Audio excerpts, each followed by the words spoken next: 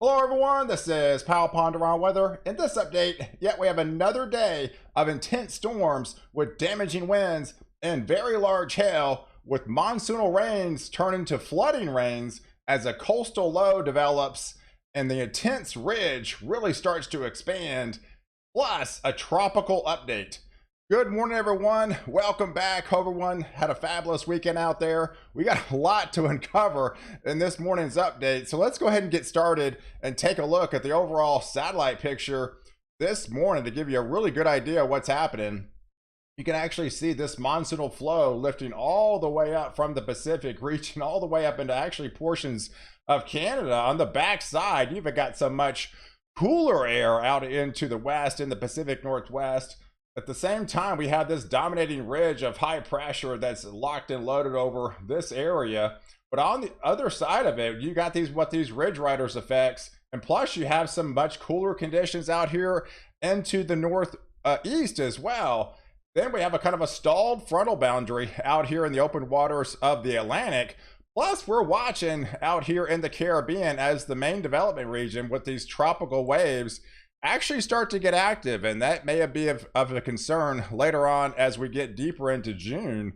But you can definitely see we've got the remnants of tropical storm Blas, and then we also have another system which looks to become a hurricane, Celia, out here into the open waters of the Pacific as well. So we've got a lot happening. Plus, we've seen these little easterly waves as of lately, and I think there's one more day of these form off and then take advantage of some of these daytime heatings. You could have some very isolated pop-up showers and thunderstorms, probably only about a 10% chance, but there's definitely a chance today within portions of Texas into North Texas. So now let's take a look at the overall setup for your low temperatures.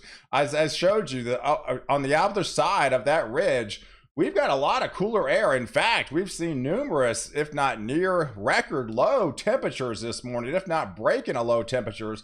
That's some pretty comfortable air along the East Coast this morning. There's even sporadic near and record lows out here off the west as well. So there's, on the other side of that ridge, we've got completely the opposite of just much cooler conditions we've seen actually the last 2 mornings. But in the middle, we've got that dominating ridge of high pressure. So from Nebraska to the Dakotas, all the way to Iowa, into Minnesota and northern parts of Wisconsin, we've got those dangerous heat advisories today and some actually excessive heat warnings out here into portions of the Dakotas and plus Minnesota. So definitely a lot of heat to contend with, and I think that heat just kind of expands as we get deeper into the week. But now the monsoonal flow has come back, and it's actually come back too strong because it's been bone dry out here and you get too much too fast. So we do have some flash flood watches in effect today from El Paso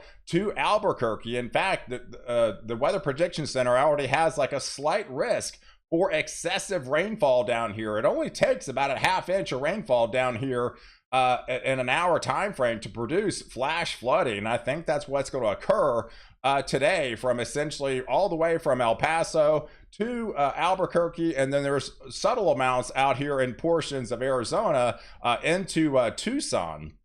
But up to the north, it's all about the severe weather. So yes, we have another day of an intense storms that are really going to be blowing up in the afternoon into the evening time frame.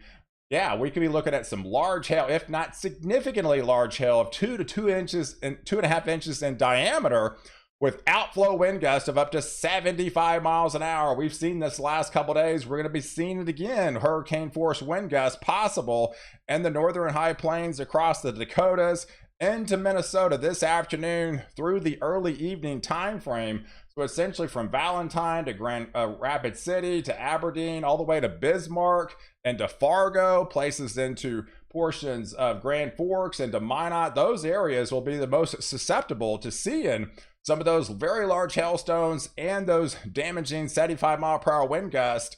Plus, you have an isolated tornado threat. It's about a 2%, but it's not zero. So definitely be on high alert up there as you get, say, 3-4 o'clock time frame going into the early evening time frame. There's about a 6-hour window that you definitely have to be concerned about up there. But as we transfer into Tuesday, Man, look at the ridge of high pressure just going to be dominating. We do have these subtle troughs coming up here into portions of the Pacific Northwest, and over the course of the week, this is actually going to be diving down here into eventually heading towards Texas. It could take about a week, but we've got this ridge of high pressure going to be building out here west, and that's actually going to funnel down and actually start to elevate these temperatures as we get deeper into the week. And I think by this upcoming weekend, now the actually areas out west and the Pacific Northwest is going to be pretty hot. They're going to be dealing with some much hotter conditions, as we're going to be watching this coastal low coming off in the open waters,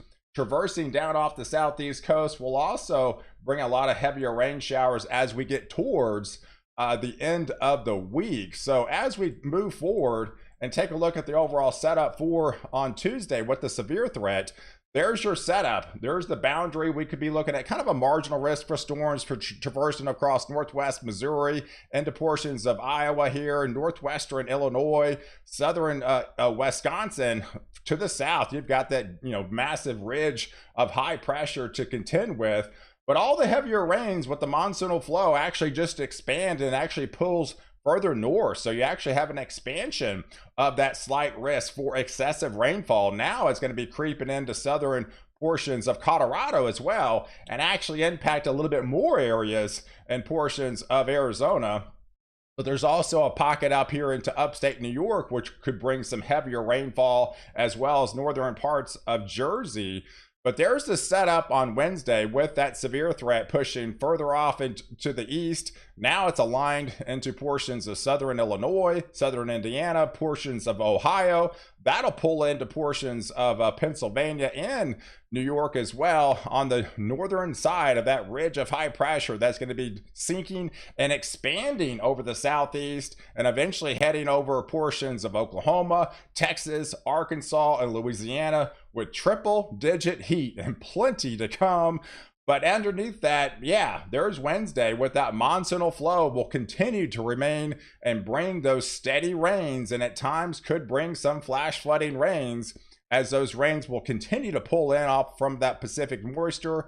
Plus, we have some heavier rains are going to be more or less aligned into portions of Virginia, getting into West Virginia, along the coast here into Delaware, Jersey, getting up into Pennsylvania, as well as New York on your Wednesday time frame. And there's also another little piece of heavier pocket of instability into portions of Kansas. Could be seeing some heavier rainfall as well. But as we get into your Thursday time frame, you can actually see the kind of the zonal flow really starting to lift further and further north, the jet stream, as the sinking high pressure really just dominates the southeast and much of the southern plains.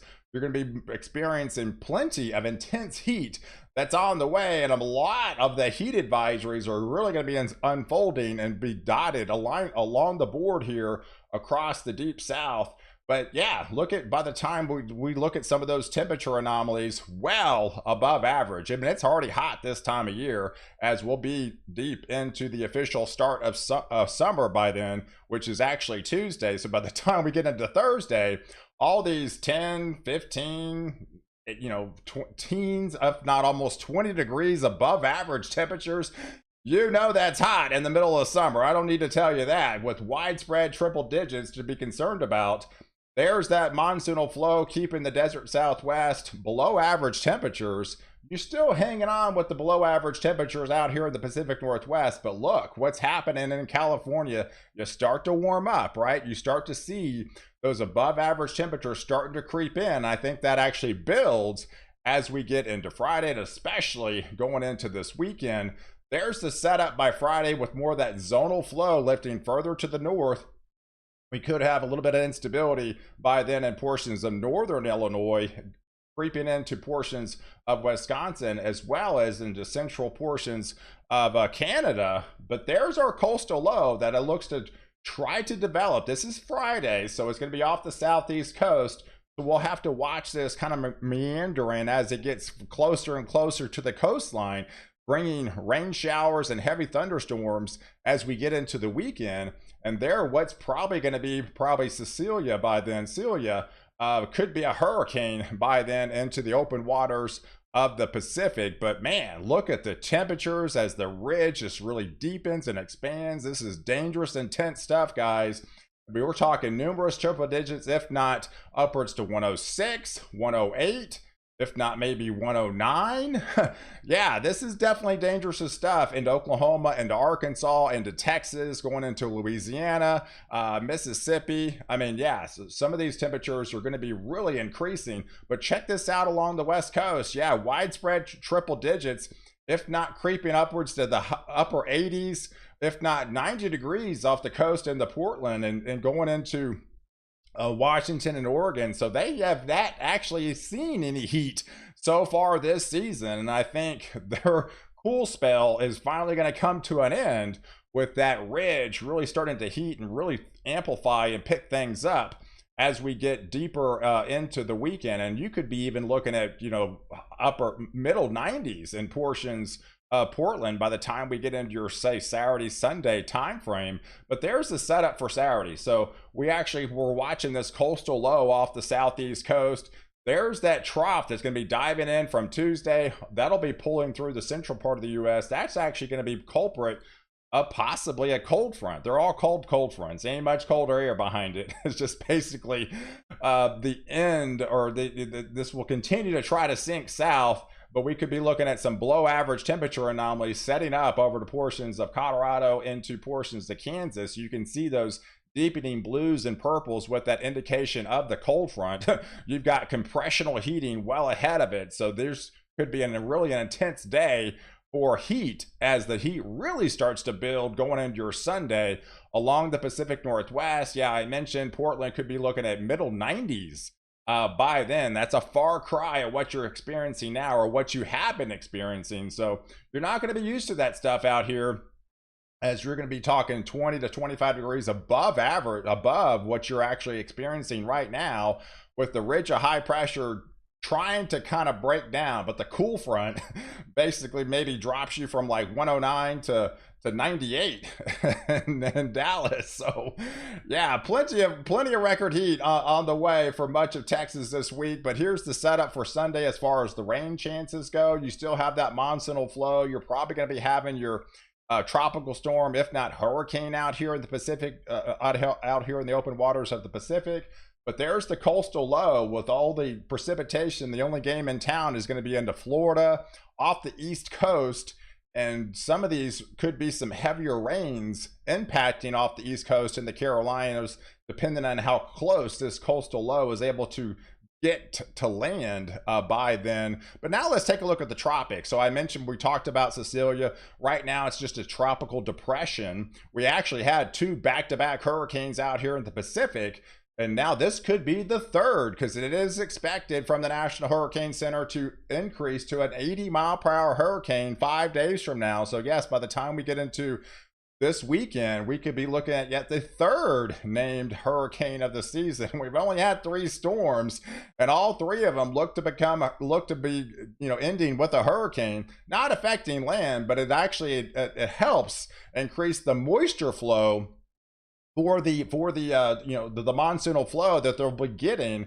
And I think as we get transferred into next week, the monsoonal flow will actually shift more aligned into Arizona. Right now it's more aligned into New Mexico and Colorado, and it'll shift a little bit further off into Arizona and more aligned with Utah as we get into next week. But now let's go back into the tropics, into the Caribbean. There's not much happening right now, but I showed you that tropical wave really coming off the African coast, the main development region, trying to get a little bit somewhat more active. It is June, so this is not the type of year that you look for like a lot of tropical storm development, but there are signs by the time we get into the 29th time frame of that tropical wave will be crossing the islands here and actually getting basically in near the island of Jamaica. So we could be looking at a possible formation of some sort of tropical entity. This is a long ways out, but this is something to kind of keep an eye on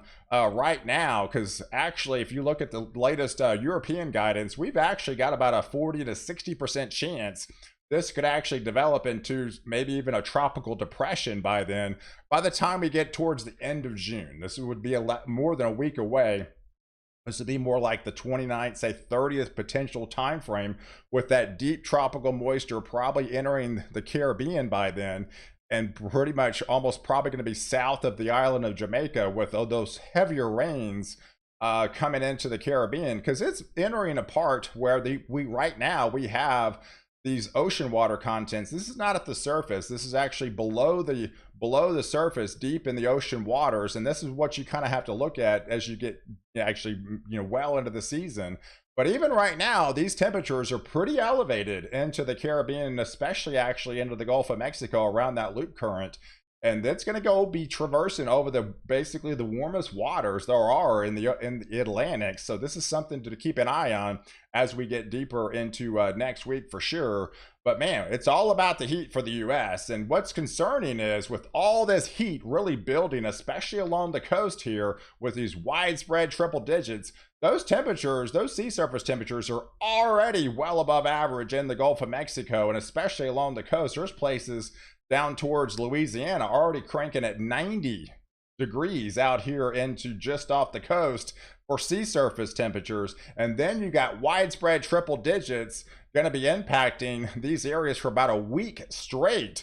So that's actually going to help amplify some of these temperatures even hotter down here in the Gulf of Mexico. So it's definitely a concern that the Gulf of Mexico is definitely getting primed. If anything does enter the Gulf, it's going to have a lot of heat to work with for sure. But yes, as we get into we'll back it up into the 25th time frame, there's that first wave that could be bringing some of those tropical rains, if not elevated heavier rains, if not some flooding rains to the island of Jamaica by the time we get into this weekend, possibly entering the Cayman Islands by then. So it's probably going to be a wet weekend out here into Jamaica as well as the Cayman Islands. But as the secondary wave comes to fruition, that's the wave that we have to be concerned about, that could possibly maybe try to form into some sort of tropical entity deeper as we get deeper into the end of the month, going into the first couple of days of July, with deep tropical moisture kind of setting up just basically to the south of Jamaica as this continues to push off to the west there. But now let's take a look at some of the ensembles. Now again, this is 15 days out, so once it reaches the Caribbean, then you can obviously tell that the spread is pretty spread out this far out of where it's actually going to be going. But yeah, not only, so we'll have to watch this right now as some of the ensembles try to push it into the Gulf of Mexico. Some of the ensemble members try to push it towards maybe the Bahamas, and some of them push it towards the open waters of the Atlantic. So right now we're just watching a tropical wave come off the Atlantic coast, off the African coast, and then pushing into the Caribbean by the time we get to the end of the month. And then we'll have to watch this as we get closer to the event going forward. But overall, the overall precipitation anomalies for the next 2 weeks really highlights the Caribbean. So I think the Caribbean is really going to start to become more active as far as like tropical rains goes. So the islands up here should be getting hit pretty hard with daily rain showers, and then even some flooding rain starting to impact portions of Jamaica, and that'll eventually get into the Cayman Islands over the next 2 weeks as well. As you see much of the Gulf of Mexico fairly dry under that ridge of high pressure, and obviously much of the coastal regions of that ridge of high pressure is fairly dry as well. So hey, I appreciate you guys watching. Do like this video, definitely hit the subscribe button, and catch me next update where I protect you before and after the storm.